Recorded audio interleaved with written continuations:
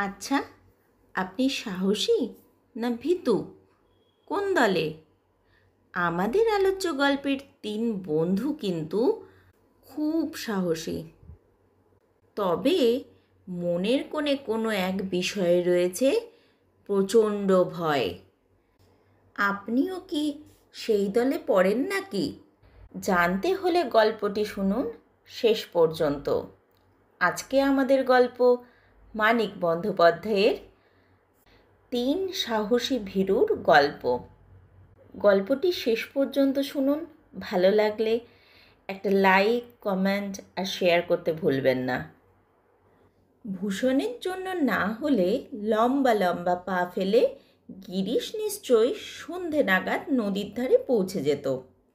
খেয়াটাও ফসকে যেত না। ভূষণের জন্যই সব গোলমাল হয়ে গেল। কে জানতো রাস্তায় এমন হাঙ্গামা হবে।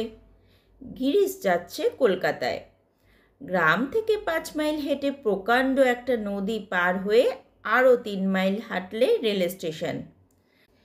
গাড়ি সেই রাত্রির 10টায়। তবু গিরিশ ভেবেছিল দুপুরে খাওয়া দাওয়ার পরে বেলা 1টা-2টোর মধ্যেই রওনা হয়ে যাবে। দিনে দিনে স্টেশনে পৌঁছে না হয় গাড়ির জন্য অপেক্ষাই করে যাবে কয়েক ঘন্টা। মাঠ আর জঙ্গলের ভেতর দিয়ে নদী পার হয়ে যে পথ স্টেশনে যাবার। কিন্তু ভাবলে কি হবে, একজন মানুষ কলকাতায় যাচ্ছে, তার জন্য একটু বিশেষ খাওয়া দাওয়ার ব্যবস্থা না করলে কি বাড়ির মেয়েদের চলে? রাত্রে তো খাওয়া জুটবে না। তাই বোধহয় দুবারের খাদ্যটা একেবারেই গিরিশের পেটে ঢুকিয়ে দেবার মতলব করেছিল তারা। বেলা 3টে যদিও বা খাওয়া শেষ হলো, 1 ঘন্টার মধ্যে গিরিশের নড়বার ক্ষমতা রইল না। তবু 6 ফিট লম্বা লিকলিকে মানুষ, গায়ে মাংসের ভার নেই, সঙ্গে মালপত্র নেই। হাঁটতে হাঁটতে পেটের ভার যত হালকা হয়ে আসতো, গতিও তদানুপাতে বাড়িয়ে দিতে থাকলে নদীর ধারে পৌঁছতে বড়জোর সন্ধেই হতো। ভূষণের জন্য ব্রেক জার্নি করতে হলো। মাঠ ডিঙিয়ে পায়ে হাঁটা পথটা যেখানে এলোমেলোভাবে ছড়ানো ছোট ছোট ঝোপ জঙ্গল মধ্যে ঢুকেছে, সেখানে আসতে গিরিশ দেখে কি কোমরে ছেঁড়া কাপড় জড়ানো কালো নোংরা 7-8 জন লোক ফর্সা জামা পরা একটা লোককে ছেঁকে ধরেছে। কারো কারো হাতে বাঁশের লাঠি, দুজনের হাতে আবার 2টি দা, তবে বিশেষ চকচকে নয়। লোকটি বেশ হৃষ্টপুষ্ট জোয়ান চেহারা, কিন্তু ভয়ে অবস্থা কাহিল হয়ে পড়েছে। কাঁপতে কাঁপতে কেবলই বলছে, দোহাই বাবা, যথা সর্বস্ব নিয়ে নে, প্রাণে মারিস নে বাবা, সব দিচ্ছি তোদের, শুধু জ্যান্ত ছেড়ে দে আমায়। কিন্তু সর্বস্ব বার করে দেবে কি? আতঙ্কে পকেট হাতড়েই পাচ্ছে না। হাঁটু ভেঙে পড়ে যাবার উপক্রম। তখনও সূর্য অস্ত যায়নি। দিনের বেলা পথে ঘাটে ডাকাতি। গিরিশের মেজাজ বিগড়ে গেল। এগিয়ে গিয়ে একটা লোককে ধাক্কা দিয়ে সরিয়ে সে বুহের মধ্যে আক্রান্ত লোকটির কাছে গিয়ে দাঁড়ালো। চোখ পাকিয়ে প্রচণ্ড রবে ধমক দিয়ে জিজ্ঞাসা করলো, এই বেটারা, কি চাস তোরা? ভূষণ। আক্রান্ত লোকটির যে নাম পরে পরিচয় হবার পর সেটা জানা গিয়েছিল। কাঁপতে কাঁপতে বলল, আহা, কি করেন মশাই? দিয়ে দিন, দিয়ে দিন, যা আছে দিয়ে দিন, প্রাণে বাঁচলে টাকা কড়ি ঢের হবে। গিরিশ বলল, আপনি থামুন। তার ধমকে ডাকাতেরা 2-1 পা পিছিয়ে গিয়েছিল। একজন বুড়ো ডাকাত বলল, 3 দিন খাইনি বাবু, কটা পয়সা দেন। গিরিশ হুঙ্কার দিয়ে বলল, পয়সা না তোর মাথা দেব। 3 রোজ খাসনি বলে দিনে দুপুরে ডাকাতি করবি? আয়, পয়সা খাওয়াচ্ছি। তেড়ে যেতেই বুড়ো ডাকাত পিছন ফিরে দে ছুট। তারপর দেখতে দেখতে বাকি ডাকাত মশাইরাও যে কোন দিকে মিলিয়ে গেল টেরও পাওয়া গেল না। পাশেই ছিল একটা আম গাছ। তার গুড়িতে ঠেস দিয়ে ভূষণ তখন চোখ বুজল। একটু জল। এখানে জল কোথায় পাবে? এগিয়ে চলুন, নদীতে গিয়ে যত খুশি জল খাবেন। ভূষণের আর সাড়া নেই। চোখ বুজে গাছের গুঁড়িতে ঠেস দিয়ে ফোঁস করে নিঃশ্বাস ফেলছে। এত বড় জোয়ান মর্দ লোকের অবস্থা দেখে গিরিশ তো অবাক। কি হলো মশাই আপনার? ভূষণ কথা বলে না। হাঁপানির ব্যারাম আছে নাকি? এবার ভূষণ অতি কষ্টে বলল, না, একটু সামলে নিতে দিন। ভয়ে যে মানুষের এমন অবস্থা হয় গিরিশের জানা ছিল না। এমন ভীরু মানুষও থাকে। যাই হোক, এদিকে বেলাও কাবার হয়ে এলো, আর দেরি করা সঙ্গত নয়। আচ্ছা, আপনি বিশ্রাম করুন, আমি এগোলাম। বলে গিরিশ যেই পা বাড়িয়েছে, ভূষণ একেবারে আর্তনাদ করে উঠল, ও মশাই, যাবেন না, যাবেন না, আমায় ফেলে যাবেন না মশাই, দোহাই আপনার, আবার যদি ওরা আসে। কি আর করে, গিরিশকে অপেক্ষা করতে হলো। জিজ্ঞাসা করে জানা গেল ভূষণও কলকাতায় যাচ্ছে। সন্ধে ঘনিয়ে আসছে। একটু অপেক্ষা করে যদি একজন সঙ্গী পাওয়া যায়, মন্দ কি? খেয়াঘাটের পাশেই আবার শ্মশান। খেয়ার নৌকা আবার সময় সময় ওপারে থাকে। এপারের ঘাটটি থাকে জনশূন্য। ভীরু হোক, কাপুরুষ হোক, একজন জীবন্ত সঙ্গী তো পাওয়া যাবে। এই সব ভেবে গিরিশ উবু হয়ে বসে একটা বিড়ি ধরালো। মুখে কথা ফুটতেই ভূষণ যে প্রশংসাটাই আরম্ভ করে দেয় গিরিশের সাহসের, ছাপিয়ে প্রচার করলে গিরিশ বোধহয় পৃথিবীর সবচেয়ে সাহসী লোক বলে প্রসিদ্ধ হয়ে যেত। বিড়ি টানতে টানতে গিরিশ সবিনয়ে বলে, না না, ও আর কি, সামান্য ব্যাপার। খেতে না পেয়ে লোকগুলো ওরকম করছিল। চেহারা দেখলেন না? আপনি ধমক দিলেও সরে পড়ত। তবে হ্যাঁ, চোর ডাকাত গুন্ডাকে আমি একদম কেয়ার করি না। একবার কি হয়েছিল জানেন? গিরিশ নিজের সাহসের গল্প বলে, ভূষণ শোনে। ভীরুর কাছে নিজের সাহসের গল্প বলতে মানুষের কি মজা লাগে তা তো তোমরা জানোই। এদিকে সন্ধে হয়ে যায়। গিরিশ উঠতে চাইলেই ভূষণ তাকে আঁকড়ে ধরে, বলে যে তার হাত পা অবশ হয়ে আছে, হাঁটতে পারবে না। আর 5 মিনিট বসবার জন্য এমন কাকুতি মিনতি আরম্ভ করে দেয়, বলবার নয়। ভেবে চিনতে তখন গিরিশ বলে, কিন্তু আমি ভাবছি কি জানেন, লোকগুলো যদি আশেপাশেই লুকিয়ে থাকে, দল বেঁধে আবার এসে ঘিরে ধরে আমাদের। বলেই ভূষণ তড়াক করে লাফিয়ে ওঠে এবং একরকম ছুটতে আরম্ভ করে দেয়। নিজের লম্বা লম্বা পা নিয়েও তার সঙ্গে চলতে গিরিশের রীতিমতো বেগ পেতে হয়। কিন্তু সঙ্গে সঙ্গেই গিরিশ চলে, একরকম গা ঘেঁষে। মনে হয় দুজনে যেন কত কালের প্রাণের বন্ধু। জড়াজড়ি না করে চললে তাদের পথ চলতে ভালোই লাগে না। কিন্তু নদীর ধারে পৌঁছে তারা দেখে কি, ঘাট একদম ফাঁকা, চারিদিক জনশূন্য। খেয়া নৌকাটিও অদৃশ্য হয়েছে। মাঝি নৌকা নিয়ে ওপারে গেছে, না খেতে গেছে, না রাত্রের মতন বিদায় নিয়েছে, ভগবান জানে। ঘাট আর কিছু নয়, ছোট খড়ের চালা, চারিদিকটা খোলা। চালার নিচে দাঁড়িয়ে দুজন যে নিরুপায় হয়ে একটু মুখ চাওয়াচাই করবে তারও উপায় নেই। অল্প অল্প মেঘ করে অন্ধকার গাঢ় হয়েছে। মুখ চাওয়াচাই না করা যাক, নদীর ধারে ঝোপগুলিকে কিন্তু অস্পষ্টভাবে ততটুকু বেশ দেখা যাচ্ছে যতটুকু দেখা গেলে মনে হয় সেগুলি পৃথিবী ছাড়া কোনো অতিকায় জন্তু, ঘাড়ে লাফিয়ে পড়ার জন্য ওত পেতে বসে আছে। ডান দিকে খানিকটা তফাতে কতকটা জায়গা ফাঁকা। ভাঙা কলসি, পোড়া কাঠ, মরার মাথা, এসব চিহ্ন চালার নিচের থেকে এখন চোখে পড়ে না বটে, কিন্তু যার আগে থেকেই জানা আছে তার কি অনুমান করে নিতে কষ্ট হয় যে ওই ফাঁকা জায়গায় মরা পোড়ানো হয়? অন্য অদৃশ্য চিহ্নগুলিও সে অনায়াসেই কল্পনা করে নিতে পারে। গিরিশ ঘন ঘন ডান দিকে তাকায় আর ভূষণের গা ঘেঁষে আসে। কি হলো, ঠেলছেন কেন? ভূষণ একটু সরে দাঁড়ায়। গিরিশ আবার গা ঘেঁষে আসে, কাঁপা কাঁপা গলায় বলে, কিছু হয়নি। কথা বলুন না, চুপ করে ভালো লাগে না, গল্প টল্প করুন না একটু। ভূষণ অবাক হয়ে বলে, গল্প? কি গল্প করব মশাই? এ কি আপনার গল্প করার সময়? উপায় ঠাউরানোরটা কিছু। অন্ধকারে এখানে সমস্ত রাত দাঁড়িয়ে থাকবো নাকি ভূতের মতো? আহ, আবার ওসব নাম করছেন কেন সন্ধ্যের পরে? গিরিশের শিহরণটা ভূষণ বেশ টের পায়, একটু খুশিও সম্ভবত হয়।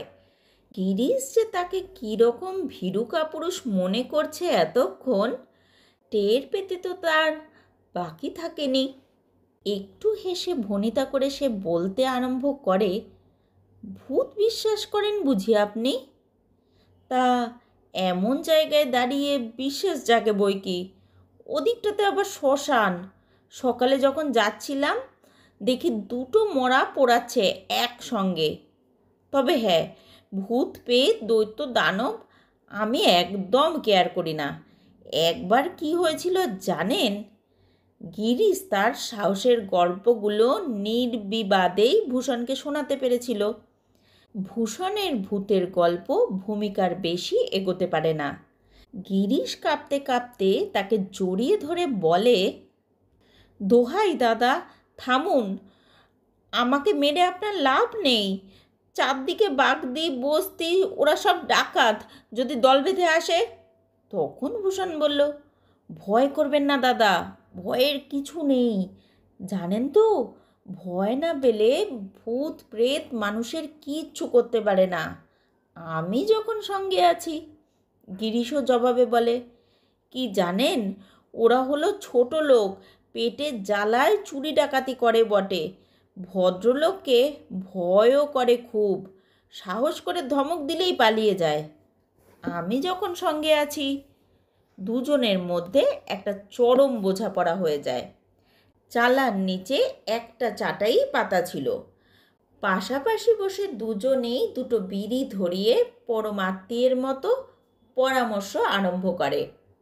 পরামর্শের আর কি আছে, কাছেই যখন শ্মশান এবং ডাকাতের বস্তি, এখানে বসে থাকার প্রশ্নই আসে না। এখন শুধু ঠিক করা, এগোবে না পিছোবে। ফিরে গেলে আবার সেই জঙ্গল এবং বিস্তীর্ণ প্রান্তর, হাঁটতেও হবে অনেক বেশি। এগিয়ে গেলে রাস্তা ভালো, স্টেশনটাও অনেক কাছে, কেবল নদীটা সাঁতরে পার দিতে হবে। নদীতে ঢেউ নেই, বেশি স্রোত নেই, সঙ্গে মালপত্র নেই। গরমের সময় নদীর পরিষ্কার ঠান্ডা জলে স্নান করার আরামও আছে। সুতরাং দুয়াখানা বাড়তি কাপড় আর দুই একটি খুঁটিনাটি জিনিসের গামছা বাঁধা ছোট ছোট দুটি পুঁটলি দুজনের সঙ্গে ছিল। গামছা পরে পরনের জামা কাপড় আর পায়ের জুতো নিয়ে দুজনে সবে আবার শক্ত পুঁটলি বেঁধেছে, এমন সময় এলো 3 নম্বর সাহসী। যেমন বিরাট চেহারা, তেমনি মোটা গলার আওয়াজ। কথা শুনে গিরিশ আর ভূষণের দুজনের বুকের মধ্যেই ধড়াস করে ওঠে। ব্যাপার শুনে আগন্তুক বলে, কিন্তু সাঁতরে নদী পার হয়ে লাভ কী হবে মশাই? ট্রেন আজ রাতে ধরতে পারবেন না, তার চেয়ে এখানেই রাত কাটিয়ে যান। স্টেশনে এমনি একটা চালাও পাবেন না, বৃষ্টি নামলে ভিজতে হবে। দুজনেই তা জানে। স্টেশন নামেই স্টেশন, আসলে সেটা লেভেল ক্রসিং ছাড়া কিছু নয়। প্যাসেঞ্জার ট্রেন ওঠা নামার দরকার না থাকলে ট্রেন দাঁড়ায় পর্যন্ত না। তবু একজন জমাদার তো আছে, তার ঘরটা তো আছে। গিরিশ সবিনয়ে বলে, কি জানেন মশাই, পাশে শ্মশান কি না, এখানে রাত কাটানো। ভূষণ সবিনয়েই বলে, চারদিকে বাগদি বস্তি, ওরা সব চুরি ডাকাতি করে খায়, একবার টের পেলে। শুনে আগন্তুকের সে কি হাসি, হাসি শুনে গিরিশ আর ভূষণের সর্বাঙ্গ কাটা দিয়ে ওঠে। গিরিশ ভাবে, কে জানে মানুষের মূর্তি ধরে আবার কে এলো। আর ভূষণ ভাবে, এ লোকটা ডাকাত না হয়েই যায় না। হাসি কমলে আগন্তুক বলে, খুব সাহসী তো আপনারা, করুন যা খুশি আপনাদের, আমি এখানেই রইলাম। রাত দুপুরে নদীতে সাঁতার দেবার শখ নেই বলে আগন্তুক চাটাইয়ে জেকে বসল এবং গিরিশ ও ভূষণ নেমে গেল নদীতে। কিছু পয়সা হাতে পেয়ে লেভেল ক্রসিংয়ের স্টেশনের জমাদার দুজনকে কেবল আশ্রয় নয়, বেশ করে রুটি সেকে রুটির ভাগও দিল। তবে রাতটা কাটাতে হলো পুরু করে বিছানো খড়ের বিছানায়। সকাল 7টায় গাড়ি আসবার প্রায় আধ ঘন্টা আগে খেয়াঘাটে সেই আগন্তুক এসে উপস্থিত। দুজনকে দেখে এক মুখ হেসে বলল, দেখেছেন তো, ভূতেও ধরেনি, ডাকাতেও মারেনি। ভয় পাওয়ার কোনো কারণ না থাকলে, বিশেষত সকালবেলার উজ্জ্বল আলোতে মানুষের নিজের বিশ্বাসই হতে চায় না গত রাত্রেই কোন অবস্থায় ভয় পেয়ে তার হৃৎপিণ্ডের কাজ বন্ধ হবার উপক্রম হয়েছিল। ভয় পাওয়ার ঘটনাটা মনে হয় যেন স্বপ্ন। তাই সাক্ষীকে সামনে হাজির দেখলেই বড় লজ্জা বোধ হয়। পরস্পরের কাছে গিরিশ আর ভূষণের কোনো লজ্জা ছিল না। দুজনেই দুজনের সাহস আর ভীরুতার পরিচয় পেয়েছে। কিন্তু এই লোকটির কথা আলাদা। লোকটিও যেন তাদের পেয়ে বসল, কিছুতেই সঙ্গ ছাড়বে না। সে গল্প জুড়ে দিল। গাড়ি এলে দুজনে যে কামরায় উঠল, সেও সেই কামরাতে উঠে যে টেনে চলল সেই গল্পের। লোকটিও কলকাতায় যাচ্ছে। নাম তার বীরেন্দ্র। প্রথমটা গিরিশ আর ভূষণ অস্বস্তি বোধ করতে থাকলেও ক্রমে ক্রমে সে ভাবনা কেটে গেল। প্রথম দুই একবার একটু খোঁচা দিয়ে ঠাট্টা তামাশা করলে দেখা গেল বীরেন্দ্র লোকটি ভালো করে পরিচয় হবার পর একটি বারও সে রাত্রের ঘটনা উল্লেখ করল না। সন্ধ্যের পর তিনজনে যখন কলকাতায় পৌঁছালো, তখন তাদের মধ্যে বেশ ঘনিষ্ঠতা জন্মে গেছে। তিনজনেই কলকাতায় এসেছে কাজে। 2-4 দিন থেকে কাজ সেরে আবার চিড়িয়াখানা, মিউজিয়াম, বায়োস্কোপ দেখে ফিরে যাবে। তিনজনে একই হোটেলে গিয়ে আশ্রয় নিল। ঠিক হলো দেখার কাজগুলি তিনজনে একই সঙ্গে সারবে, তারপর তিনজনে ফিরেও যাবে একসঙ্গে। কোথা দিয়ে কটা দিন যে হইচই করে কেটে গেল। যাওয়ার আগের দিন সকালে বীরেন্দ্র হঠাৎ বলল, চিড়িয়াখানা, মিউজিয়াম এসব তো অনেকবার দেখলাম, একটা জিনিস কিন্তু দেখা হলো না, মনুমেন্ট। গিরিশ বলল, ও তো যেতে আসতে সর্বদাই দেখছি। বাইরে থেকে নয়, ভেতরে ঢুকে ওপর দিয়ে দেখার কথা বলছি। উঠতে দেয় নাকি?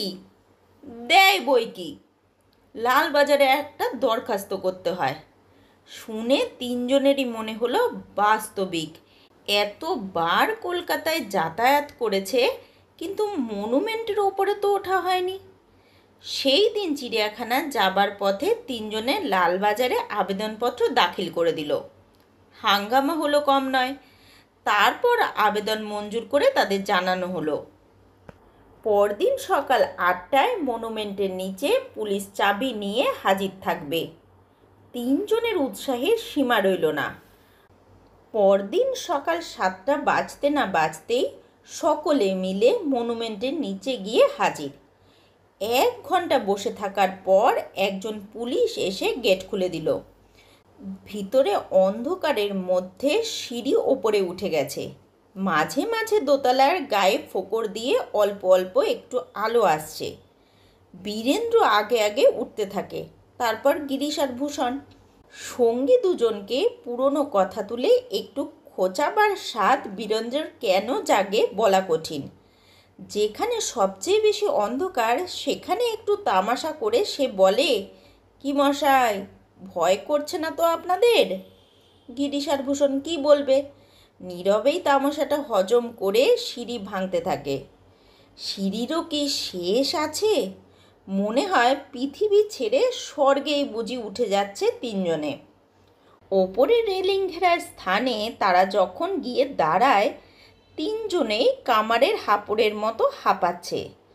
কিন্তু চারিদিক তাকিয়ে গিরিশ আর ভূষণ বিস্ময় আর আনন্দে অভিভূত হয়ে যায়। মনে হয় সিঁড়ি ভাঙার পরিশ্রম সত্যিই সার্থক। দুজনে হাঁ করে নিচের শহরের দিকে তাকিয়ে থাকে। বাড়ি ঘর, ট্রাম, বাস সব কিছু ছোট হয়ে গেছে। মানুষগুলোকে এমন অদ্ভুত দেখাচ্ছে। অস্ফুট আর্তনাদের মতো আওয়াজ শুনে দুজনেই চমকে বীরেন্দ্রের দিকে তাকায়। দু হাতে চোখ ঢেকে বসে পড়ে বীরেন্দ্র থর থর করে কাঁপছে। ধরুন মশাই, একটু ধরুন আমাকে, মাথা ঘুরে পড়ে যাব যে, আমাকে ধরুন শিগগিরই। গিরিশ বলে, পড়বেন কি করে, রেলিং রয়েছে তো। তবু ধরুন, রেলিং ভেঙে যদি পড়ে যায়। দুজন তাকে ধরে সান্ত্বনা দিয়ে বলে, একটু সামলে নিন, ভয় পাবার কি আছে। বীরেন্দ্র প্রায় কাঁদতে কাঁদতে মিনতি জানায়, এইবার ধরাধরি করে আমায় নামিয়ে নিয়ে চলুন, এখন যদি ভূমিকম্প হয়। গিরিশ আর ভূষণ মুখ চাচাই করে। আপনাদের যদি কোনো ভালো লাগার গল্প থাকে যেটা আপনারা শুনতে চান, দয়া করে আমাকে কমেন্টে জানান। আমি চেষ্টা করব আপনাদের সেই গল্পটি শোনানোর। নমস্কার।